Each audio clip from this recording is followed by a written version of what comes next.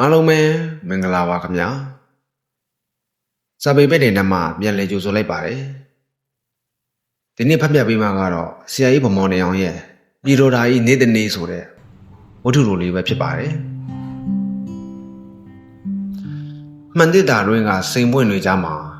နှင်းစီပန်းပွင့်နေသလားအမေရိကန်ပညာတော်တင်ပြန်ခင်မကြီးကနှင်းစီပန်းကိုလှမ်းယူကဟန်လုံး၍မှုရင်ဘေးတွင်ကက်လျက်တစ်ဖက်စပွဲ၌လှပ်ပါစွာခင်းချင်းပြတ်ထားတော့ဗမာလုတ်ယွန်းတယ်များကိုအထင်သေးရှုံချတော့မျက်လုံးပြန်နှမ်းဖြင့်မတိမတာကြည့်ရှုနေတော့အမေရိကန်တန်ရုံးရာရှိကိုအနီဆိုးထားသောနှုတ်ခမ်းအားလှပသည်ထင်ရအောင်ချွန်ချွန်ကလေးဆူ၍မောကြည့်လိုက်သည်မောင်တော်ကနှမတော်ဤဟန်ရေးပြအလှကိုမြင်မိဟန်မသူမြမရာဇဝင်၌ကြော်ကြားထင်ရှားလာတော့ရာမစတော်ကြီးအားရွှေမင်းဖြင့်အသေးစိတ်ရုံလုံးဖော်ထားတော့ရုံးအုပ်ကြီးကိုအတိမိန်မဲတော်မြောက်ကပထန်းကျမ်းတော်ကြီးအားကြည်နေသလိုကြည်နေသဖြင့်ခင်မကြီးကမောင်တော်ဤချွေးစော်နန်းလာတော့ဂျိုင်းကိုသူမဤဦးကောင်းနွဲမူဟန်နှင့်မနှံမစော်တိုးဝေးလိုက်လေသည်အိုးဘေဘီကျုပ်ဝမ်းနေပါတယ်မိမတိုင်းကိုဘေဘီဟုတွင်တွင်ကြဲကြဲကြီးခေါ်တတ်တော့အမေရိကန်လူရင်ကြီးကခင်မကြီးအားဘေဘီဟူ၍ပင်အမျက်တနိုးခေါ်ဝေါ်ကတောင်းပန်ပြန်၏ကိစ္စမရှိပါဘူးဒါတဲ့ရှင်ဘယ်တော့ကရားပြည်ကိုတွားအောင်မလဲရှင်သွားနေတော့ကျမတော့အများကြီးပြင့်ကျက်ရင်မှာပဲဩဒါတဲ့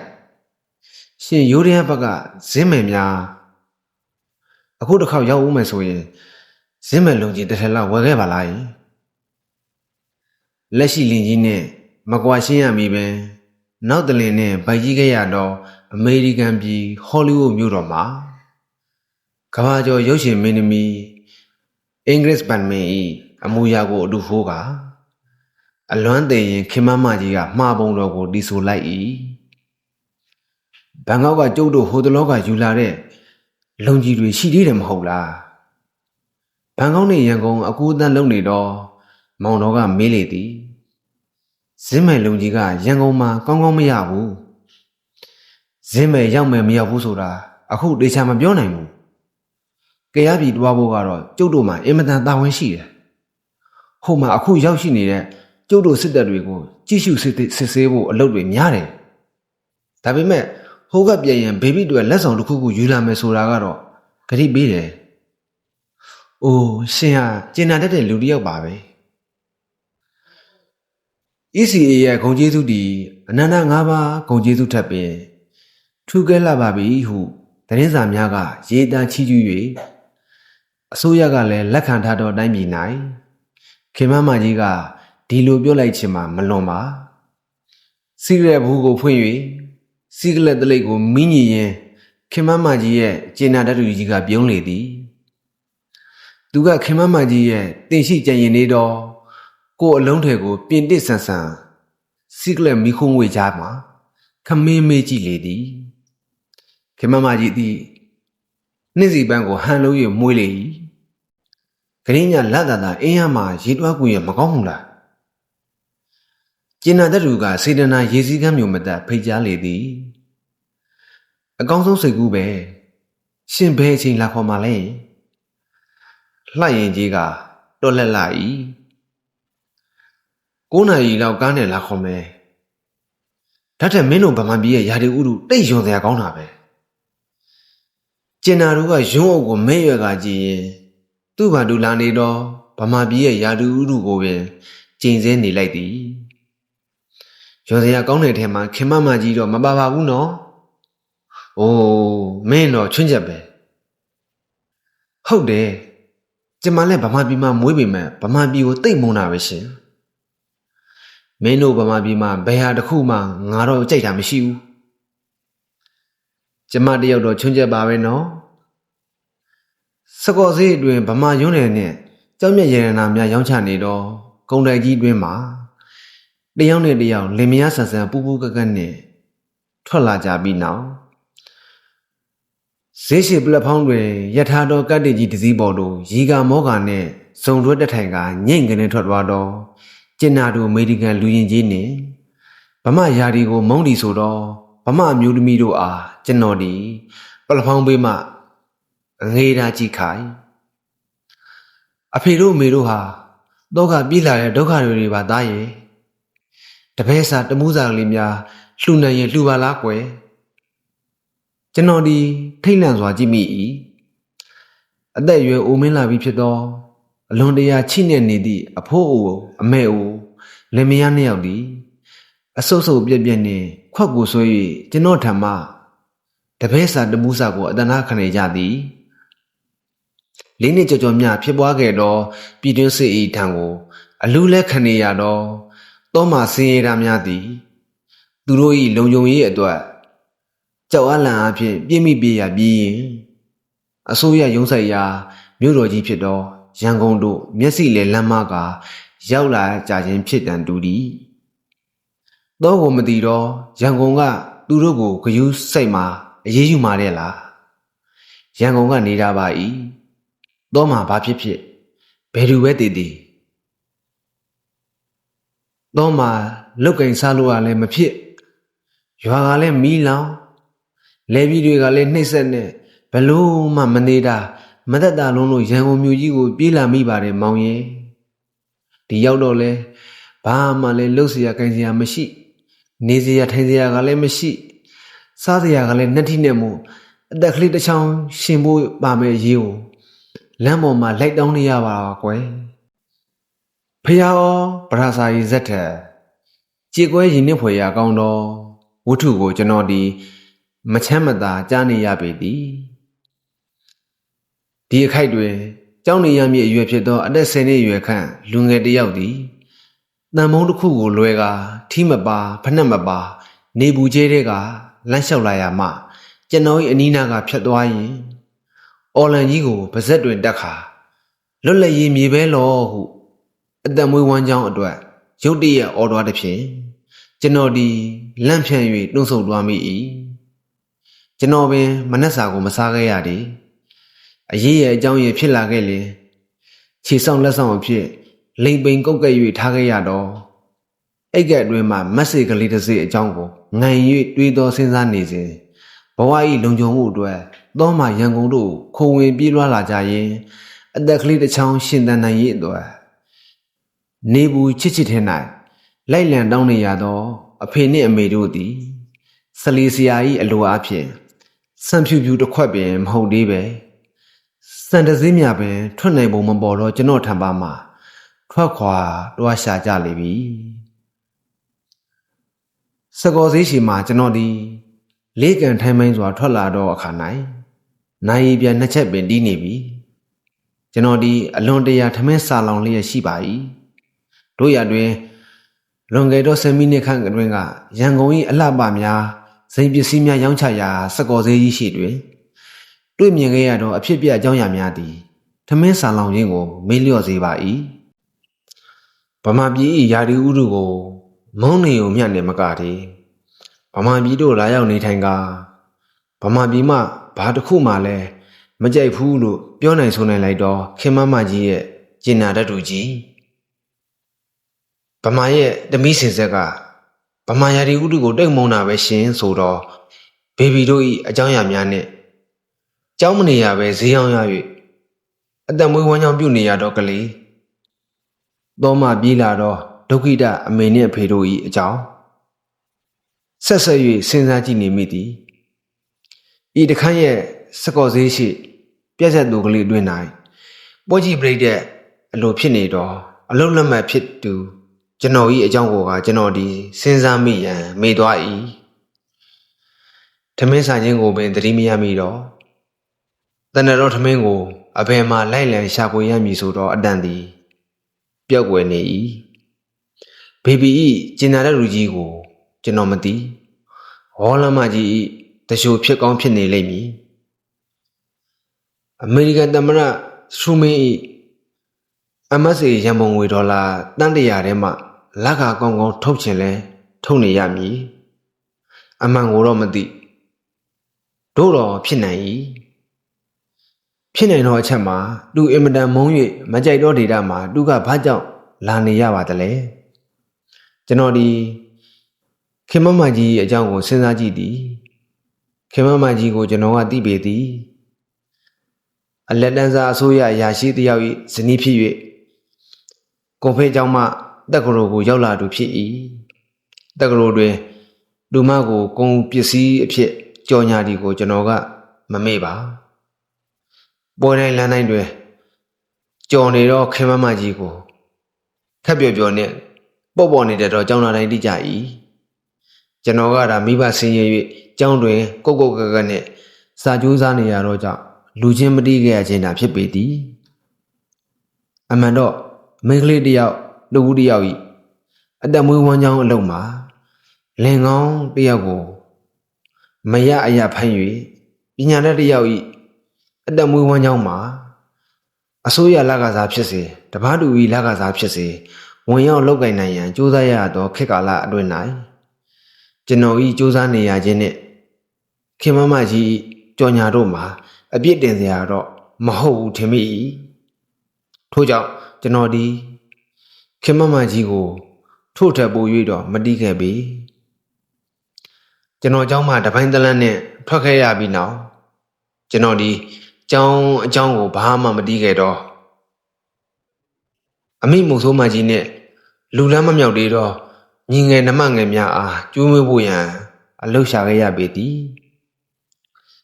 ပညာတတ်တွေများ၍နှိစက်ရာကိုအလောက်ခတ်နေတော့ခေတ်၌အောက်တန်းစားစီအလုတ်ကလေးကိုပင်ကျွန်တော်ဒီ6လကျော်များရှာဖွေကရရှိခဲ့ပြီးနောက်မိဘနှင့်ကလေးများကိုရန်ကုန်တို့ခေါ်လာရသည်တကယ်ဆိုတော့အခါ၌တလလင်130မြတ်သောလကလေးနှင့်ကျွန်တော်ကအမေနှင့်ကလေးများကိုဘယ်လိုများနှံ့ဆက်အောင်ကျွေးနေပါမည်လဲအတွေ့အကြုံမဖြစ်နိုင်တော့ထမင်းဟင်းကလေးများနဲ့ကျွန်တော်တို့အိမ်သားများအသက်ရှင်ရမည်အခိုင်1949ခုနှစ်အစိုးရလူလျှော့ရှားပါစေဖြတ်တောက်နှင့်ရဲရဲဆက်ဆက်ကြီးလှုပ်လိုက်တော့အခါမဝါပဲစားနေရတော့အာဟာရမရှိသည့်ထမင်းနှင့်ဟင်းကလေးများထဲမှလူယူခြင်းဖြစ်၍ကျွန်တော်ဒီဘဝတူဆေးများနဲ့တပိတ်မောက်အရေးဆိုမိတော့ကြောင့်ကျွန်တော်တို့ရုံးစည်းအမှုထမ်းများတမကကြီးဥက္ခရာကြီးဦးထွန်းအောင်ကျော်နဲ့အတူစက်ရေးအများပြားပင်မတရားညှင်းဆဲအဖမ်းဆီးခြင်းကိုခံရပေသည်ရန်ကုန်ထောင်ကြီးကဲ့သို့ကျွန်တော်အားမပို့မီဘာလန်အချုပ်တော်၌ချုပ်ထားစဉ်ရဲဘော်စက်ရေးတယောက်ကလာပြီးတော့သတင်းစာတစ်ဆောင်တွင်ခင်မကြီးသည်အမေရိကန်ပြည်တို့ပညာတော်တွင်အဖြစ်ရွေးချယ်စေလွတ်သောသတင်းကိုကျွန်တော်ကဖတ်လိုက်ရပေသည်ကျွန်တော်ဒီစိတ်ဝင်စားခြင်းမရှိမီအပြင်ဘက်တွင်မလုတဲ့မကင်တဲ့ဖြစ်ကာဒုက္ခကြီးစွာရောက်နေရမည်ဖြစ်သောအမေနှင့်ကလေးများအကြောင်းကိုသာလည်းပူပန်ရပေသည်ရန်ကုန်ထောင်ကြီးထဲတွင်6လနီးပါးမတရားဖမ်းဆီးချုံနှောင်ခြင်းကိုခံခဲ့ရပြီးနောက်ထောင်ပြင်တို့ထွက်လာရသောအခါ၌အမေကမြေပဲလော်၍ကလေးများကမြေပဲလော်လက်ရောက်နေရတော့အဖြစ်ကိုကျွန်တော်ကတွေ့ရပေသည်သူတို့ဒီလဲထမင်းရှာပွေပေးမိသူကိုအစိုးရကဖမ်းဆီးထား၍ရတတ်တယ်လို့သူတို့စုံမှတ်တော့အသက်ကလေးများကိုမွေးရရခြင်းပဲဖြစ်ပေသည်ထောင်မှထွက်လာပြီးနောက်ကျွန်တော်ဒီအစိုးရ၏လူဆိုးစည်းရင်တွေပါဝင်ပြီးဖြစ်၍မြေတီရုံးကမှအလိုမရှိတော့လူဆိုးကြီးတယောက်ဖြစ်သွားရသည်အစိုးရလက်အောက်ခံရုံးများမှာကျွန်တော်အတွက်တကားပိတ်ထားပြီးဖြစ်ကာအခြားကုန်တွေများတွင်လိုက်လံတိုးဝှေ့၍အလုရှာတော့အခါ၌လဲအယောင်းဝယ်ပြက်ပြား၍လူများကိုပင်ရှော့ပေါ်ထုတ်ပြစ်နေရကြောင်းကိုပြော၍ဒါလှုပ်ကြပါ၏ထိုအချိန်မှစ၍ကျွန်တော်ဒီအလုံးလက်မဲ့တယောက်ဖြစ်လာရကာလမ်းမပေါ်၌ဇွဲကောင်းကောင်းနဲ့အလုရှာနေရခြင်းပင်ဖြစ်ပေသည်လွန်ခဲ့သော10မိနစ်ကခင်မကြီးကိုကျွန်တော်ကစကောစီးရဲတွင်မြင်ခဲ့ရခြင်းသည်ကျွန်တော်အကြောင်းမှထွက်လာခဲ့ရပြီးနောက်ပထမဆုံးအကြိမ်မြင်မှုချင်းဖြစ်ပါ၏ခင်မကြီးဒီအမေရိကန်မှပင်ပြန်လာခဲ့ပြီဖြစ်၏ပြန်လာခဲ့ခြင်းနှင့်အတူဗမာအမျိုးသားယဉ်ကျေးမှုကိုအထင်သေး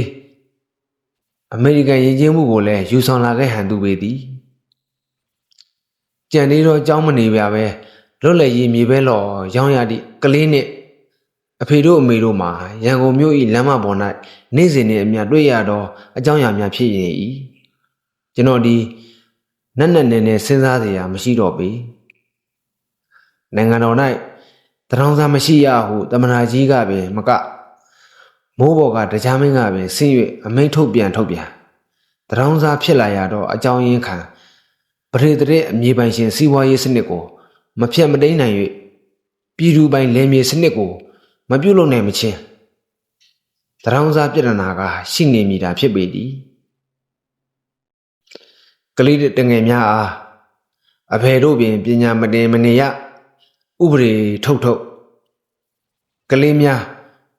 နောက်ပိုင်းစားရေးတောက်ရေးကိုတက်တာကောင်းမွန်အောင်မပြုတ်လုံနိုင်မချင်းမြည်သည့်เจ้าကိုမှကလေးများသည်ကခုံရင်မောကပညာသင်မည်မဟုတ်ဘဲပညာရေးထက်လောလောဆယ်အရေးကြီးတော့ထမင်းစားရေးပြဿနာအတွက်ဖြစ်တယ်လို့ဖြေရှင်းရမည်တာဖြစ်ပေသည်စုရိဖျားဝိုင်းကြီးပေါ်ဝဲကျွန်တော်ဒီရက်လိုက်တော့ခါ၌ရန်ကုန်မြို့လယ်တွင်နေခင်းကြောင်တောင်ပင်အမောင်ချကဖုတ်တရဲ့တစေများနှင့်6၍6လုံးပြူ2လက်ကင်လူစိုးကြီးများကလည်းလူရဲကောင်းကြီးများဖြင့်ပြတ်တာနေတော့စုရိဖျားလည်းရုပ်ရှင်ယုံမှာအေးရမ်းမှလူအုပ်ကြီးအထိတ်တလန့်အန်ထွက်လာသည်ကိုမြင်ရ၏မော်တော်ကားသည်ကြောက်မက်ဖွယ်ပင်သူ့ထက်ငါအလူရက်ပြေးလွှားနေကြ၏တစည်းနှင့်တစည်းပုတ်ခါတီကပြေးလွှားမောင်းနေကြပုံမှာဘေးမှကြည့်နေသူတယောက်ဖို့တွင်အလဲရစရာပင်ဖြစ်ပေ၏စပယ်ရကလေးများသည်ကောင်းနောက်မီမှခီးတယ်များကိုအော်ကာလူထက်ငါအလူရက်တင်နေကြသည်မှာလဲကြည်ရသူအတွက်မသက်သာလားရန်ကုန်မြို့မှဗစကားများသည်လူစည်းရန်မဟုတ်ပဲပိတ်ဆန်ရှာရန်အဓိကရင်နှမျိုးတာဖြစ်ပေ၏ထို့ကြောင့်ပင်ကတ်တိုင်းမှုများကြောက်မက်ဖွယ်များပြားလာပေခြင်းပင်ဖြစ်ဟန်သူပေသည်ကျွန်တော်ဒီရည်ရွယ်ချက်ကင်းမဲ့၍မရေမရာရှိလာသောလမ်းလျှောက်ခြင်းမျိုးဖြင့်စူးလီဖျားလန်းမှကြီးတိုင်းပလက်ဖောင်းပေါ်တွင်အမောပြေခိတ္တရက်လိုက်မိ၏အမေရိကန်ရုပ်ရှင်မင်းသမီးဒေါ်ရဒေ၏စေးချေဓာတ်ပုံကိုမှနှမျိုးအမှမသိသလိုပိုက်ဆံ9မှုများပင်ပေးဝယ်ထွက်လာခဲ့တော့အသက်အစိတ်သာခန့်လူငယ်တစ်ယောက်တည်းသူ့လက်ထဲမှာဓာတ်ပုံကလေးကိုပီတိဖြစ်ကြည်နူးရင်ကြည့်လာရင်ကျွန်တော်အားဝင်၍စောင့်လိုက်တဲ့ဖြင့်ကျွန်တော်ဒီအငေးထားကြည့်ရင်ခံလိုက်ရသည်လူကပဲဝင်တိုက်ပြီးကျွန်တော်အားပဲအပြစ်တင်မှန်မဲခြင်းတော့အကြည့်ဖြင့်ကြည့်ကထွက်သွားတော့လူရွယ်ကိုကျွန်တော်ကအဘယ်တို့သဘောထားရမည်လဲကြာနေရတော့မဖြစ်ကျွန်တော်ဒီအလုံးယုံရှိမှထွက်လာခဲ့ရပေသည်ပလက်ဖောင်းပေါ်တွင်ကာမစီနိုင်လူများကလည်းထမင်းစားရေးတောက်ရေးကြက်သေးခက်ခဲနေလူများအတွက်ဖြစ်တယ်လို့ရှာဖွေဆက်တောက်နေရတော့ကွမ်းရတယ်ထီအုပ်စားတောက်ဆိုင်များနဲ့တေးစားဆိုင်များကလည်းရှုပ်ရက်ခတ်နေတဲ့ဖြင့်မနှဲပင်ရှောင်းကွင်းတတိထား၍သွားရပေသည်ရန်ကုန်မြို့တော်တန်ရှင်းရေးကိုတာဝန်ရှိသည်ဆိုတော့မြူနီစပယ်ရုံးကြီးရှိတွင်ကျွန်တော်ဒီခိတ္တမြငန်၍ရက်နေမိ၏ကျွန်တော်တို့ကွက်တင်မှမြောင်းပုံနှင့်အမိုက်ပုံကြီးများကိုပြန်၍တတိရပါ၏မြို့တော်ဝန်ကိုယ်တိုင်တပြက်စီလဲနေရပါသည်ဟုတော့ခေတ်ကာလ၌ကျွန်တော်ဒီလဲမြောင်းပုံနှံကိုခံနိုင်ရမည်ဟုဆိုချင်တာများလားဟုကျွန်တော်ကတွေးမိပါသည်ဝမ်းထဲ၌အစာခံမရှိ၍အတော်ကလေးအနေရခံရခတ်သည်ဖြင့်ကျွန်တော်ဒီရှေ့တွင်အရိတ်ခိုနားနေရန်ကောင်းလာတော့စူးလေစီတီတော်ကိုလှမ်း၍ကြည့်သည်ရွှေကတော့ဝင်း၍ဣနေသည်ပြီးတော့ဖြူဖြူဖွဖွနှင့်ခလန်းလန်းမှစိုက်ထူတာတော့လွတ်လပ်ရေးကြောက်တိုင်ကြီးနှင့်လည်းပင်နာရပေသည်တို့ရတွင်ပြည်သူပြည်သားများအားငှက်ကလေးကြက်ကလေးများအားဖမ်းဆီးသလိုဖမ်းပြီးထောင်များထဲ၌ရက်လနှင့်အကန့်အသတ်မရှိချုံနှောင်ခြင်းအားရင်ကုန်နှုတ်ပိတ်နေနိုင်တော့တရားရုံးတော်ကြီး၏နိုင်ကြီးကနှစ်ချက်ပင်ခွဲနေပါပြီကောကျွန်တော်ဒီစုလေကုန်းပေါ်တို့တက်မိလေပထမဦးစွာပန်းရောင်းသူများ၏အတိမတ်ပြုခြင်းကိုခံယူရပါ၏တို့ရတွင်နောက်တမလွန်ဘဝထက်လောလောဆယ်ဘဝကိုပင်အေဂျင့်မှုရပုံမရှိသေးတော့ကျွန်တော်ဤလှုပ်ရှားပုံကိုအကဲခတ်မိကြသလိုသူ သူတို့ဒီငြိမ်သက်သွားကြလေသည်ရင်ပြင်ပေါ်တို့ရောက်တော့အခါ၌ကုန်းဝန်းနေတော့ဘေးရင်ဆရာကအဆိုးအကောင်းလေးများစစ်ဆေးကြည့်ဖို့အကြံပေးခြင်းကိုလည်းခံလိုက်ရသည်၏လောကဓာတ်ပညာမပေါ်ထုံးမီကဘရင်ဟူရများအဖြစ်ဟန်ကြခဲ့ဘူးတော့ဘေးရင်ဆရာများကလည်းအနုမြူဓာတ်များကိုလူတို့ခွဲချမ်းစိတ်သိနိုင်တော့ခင်နိုင်ပင်လာဟာပြမဂျိုနက်ခတ်များဖြင့်အတမွေးဝမ်းကြောင်းပြုနေရှာခြင်းကိုကျွန်တော်ကစာနာမိပေသည်အလုလက်မှတ်ဘဝ၌စားတာတို့ရှာကြံစားကြခြင်းအတွက်ဘေဒင်ဆရာကိုအပြစ်တင်ရမှာလားကျွန်တော်ကကျင်နာစွာခေါင်းခါပြလိုက်ရပေသည်အလူရှင်များဖျားဖူးနိုင်ရသူများများပြလှသဖြင့်ကျွန်တော်ဒီလူအနှဲငယ်ရှင်တော်အနောက်တောင်စနေတောင်ဘက်ရှိဇရက်တစ်ခုတွင်တယောက်ထဲဝင်၍ထိုင်လိုက်ရပေသည်တကယ်ဆိုတော့အလုတ်ကလည်းမရှိရဖို့ရလဲလမ်းမမြင်အိမ်၌လည်းနတ်မမှန်လောလောဆယ်အဖြစ်လဲထမင်းစာနေရတော့ဘဝ၌ကျွန်တော်ဒီတက်တာမှုကိုဖြစ်တယ်လို့ရှာကြံခြင်းဖြစ်ပေသည်တယောက်ထဲကျွန်တော်ဒီဇရက်နေရန်ကိုမှီ၍ထိုင်ကာတက်တာနားနေခြင်းကိုပြုနေစဉ်ဇရက်တွင်းမှလူတစ်ယောက်ဒီကျွန်တော်အားလာ၍မိတ်ဖွဲ့လေသည်ကျွန်တော်တို့က BOAD လုံသမားတွေလေဒါကကျွန်တော်တို့ရဲ့တပိတ်စခန်းပေါ့ထိုလူကပြောတော့မှယခုထက်တိုင်အများကမတိရှာသေးတော့စုလေကုန်းပေါ်ရှိ BOAD တပိတ်စခန်းကိုကျွန်တော်ကလမ်းဖြန့်သိရှိလာရပါ၏ကျွန်တော်ဒီ1949ခုတပိတ်ကြီးကိုလည်းပြေး၍အမှတ်ရမိပါ၏အဆုံးမှာတော့ဘဝတူချင်းတွေ့ရခြင်းပင်ဖြစ်ပေသည်ကျွန်တော်ဒီထိုတပိတ်မှအလုတ်ဓမ္မရဲဘော်အားထမင်းစာတော့လဲစိတ်ဝင်စားမိပေသည်ကျွန်တော်ကဲ့သို့ပင်ရှက်နီတက်သားများ၏လက်ချက်ကြောင့်နာကျင်နေရရှာသူဖြစ်ပေသည်ကျွန်တော်၏နာကျင်ခြင်းမှာ2နှစ်ကျော်ခဲ့ပြီဖြစ်၍သူ၏နာကျင်ခြင်းမှာအခါလဲတာမျှတာရှိသေးတော့ကြောင့်သူ၏နာကျင်ခြင်းသည်လက်ဆက်လေးရရှိပေလိမ့်မည်ထိုလုံသမားရဲဘော်သည်သူတို့တပိတ်မှောက်စင်ကအဖေတို့အရိုက်နဲ့ခံရပုံအဖေကဲ့သို့ညှဉ်းပန်းချင်းချောက်ခဲ့ပုံများအားလေဘင်းမှအကျော်များထကြွလာသည့်အထိတက်တက်ကြွကြွပြောဆိုလျက်ရှိ၏တို့ရတွင်လုံသမားရဲဘော်၌လေးမျက်စရာကောင်းလာတော့အချက်တစ်ချက်ဒီကသူတို့၏အရေးတော်ပုံအောင်ရမည်ဟုသောယုံကြည်တက်ကြွချက်ပင်ဖြစ်သည်ဒီတနေရာဒီတစ်ချက်ထဲ၌လည်းကျွန်တော်တို့ပညာတတ်လူရန်စားများထက်အလုသမားတို့သည်များစွာမြင်မာတန်လွန်လှပေသည်ကျွန်တော်ကသူ့အားစိတ်ပါဝင်စားခြင်းကိုအကဲခတ်မိပုံရတော့အလုသမားရဲဘော်က1300ပြည့်ရေးတော်ပုံမှစ၍ဗမာပြည်အလုသမားတို့အရေးတော်ပုံတမိုင်းကိုကျွန်တော်အားဆရာကကျောင်းသားငယ်အားတင် जा ပို့ချတယ်လို့ရှင်းလင်းပြောပြလာပေသည်ကျွန်တော်ဒီထမင်းစာလောင်ခြင်းကိုမေးလျော်ကသူနှင့်တွေ့ဆုံတည်ကျွမ်းရခြင်း၌တာယာမှုကိုရရှိလာရာသူပြောသည်များနားထောင်နေခြင်းဖြင့်နေဝင်၍တွားလိုက်ဒီကိုမှတတိမရတော့ပဲဖျားရင်ပြင်၌မိများလင်းလာတော့မှအချိန်ဤကုံလုံးခြင်းကိုတတိရလာပါ၏ဖျားပေါ်မှဆင်းလာတော့အခါထိုလူဓမ္မရဲဘော်သည်ကျွန်ုပ်အားလက်ဖက်ရည်ဆိုင်တစ်ဆိုင်တို့ဇို့အတင်းခေါ်သွားကသူ့၌ရှိတတ်သေးသောတစ်ချက်တန်ဝေဆက်ကူဖြင့်လက်ဖက်ရည်နှင့်မုံများကျိုးမွေးလေသည်ဒီတော့မှပဲကျွန်ုပ်သည်တနေ့လုံးစာလောင်သည်မြအမောပြေရပါ၏နင်းနှင့်မချလာတော့ရန်ကုန်မြို့၏ညလေလမ်းမကြီးမြရ၌ကျွန်တော်ဒီအိမ်တို့ပြန်လာရတော့အခါရင်မောနေတော့ရန်ကုန်မြို့ကိုပဲတွေ့မြဲတိုင်းတွေ့ရပါသေးသည်တရောင်းကြော်ကြော်ပေးရတော့ကားတိတ်ကြီးများသည်မိအောင်များအောက်ဝဲတအီအီလှိမ့်ကတငိမ့်ငိမ့်ပြေးလွှမ်းနေကြသည်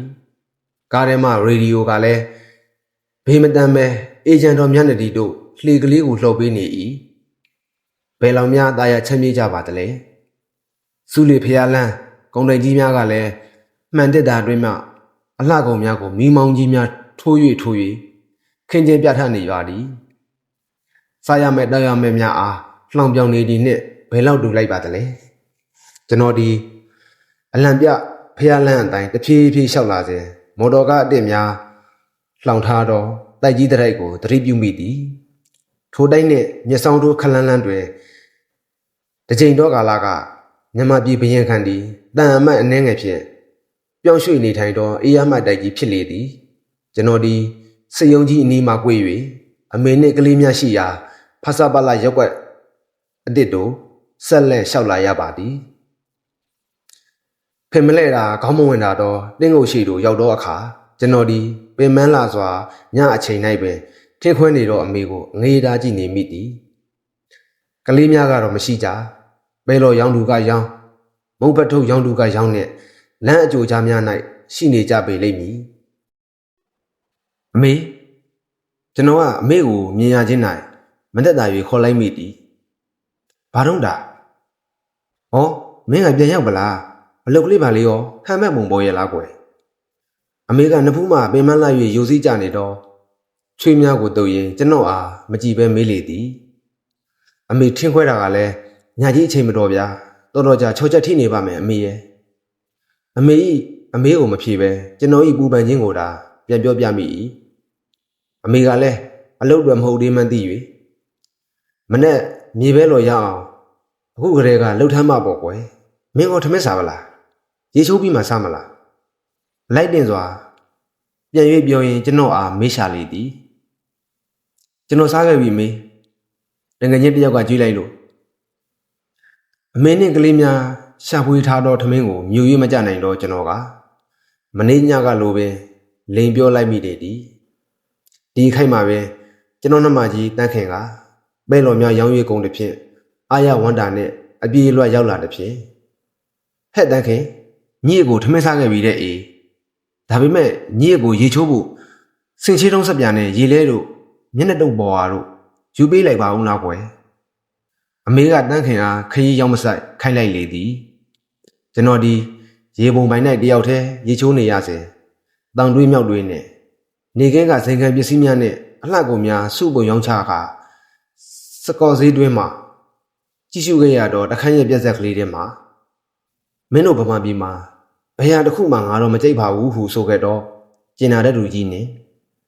ဗမာရာဒီဥဒုကိုတိတ်မုံဒီဆိုတော့ဗမာတမီတို့အားပြန်လဲတတိရမိကလာတာအင်းလျားမှာရေသွားကိုရင်မကောင်းဘူးလားတဲ့အကောင်းဆုံးစိတ်ကူးပဲတဲ့ဗျာမမချောပြီးတော့ဘယ်ချိန်လာခေါ်မတဲ့လေ9 နာရီလောက်လာခေါ်မယ်တဲ့လေဗျာဘာကြီးတာကျင်နာတဲ့လူကြီးကကျွန်တော်ဒီမြို့တော်ဝန်မင်းကိုယ်တိုင်တပြက်စီးလဲနေရတော့မြူနီစပယ်အဖွဲ့ကြီးကအထူးစီစဉ်ပေးထားတော့ရေပုံပိုင်မှရေကိုပိတ်လူဆဲတွင်စက်ပြာများကုန်းစင်အောင်ခက်တွက်ကလေးပုတ်တက်ရေချိုးနေရစဉ်ဘာကြီးတာနဲ့မချုံတို့ဒီလာတာအင်းလျားရေပြင်ဝဲရေပေါ်ပေါ်နဲ့မြူတူကူရက်နေရရဲ့ပြည်တော်တာတို့ရောက်ရှိလာလူဆဲဖြစ်တော့ကိုကာကိုလာအကြောင်းကိုလွမ်းဆွေးနဲ့ဖွတ်နွယ်ပြောနေကြပေလိမ့်မည်ဟုခမန်းရမိပါတည်းဆရာကြီးဗမော်တယောင်အားအစဉ်ချစ်ခင်လေးစရာလက်ပါနားဆင်သူအားလုံးကိုလည်းကျေးဇူးအများကြီးတင်ပါတယ်ခင်ဗျာ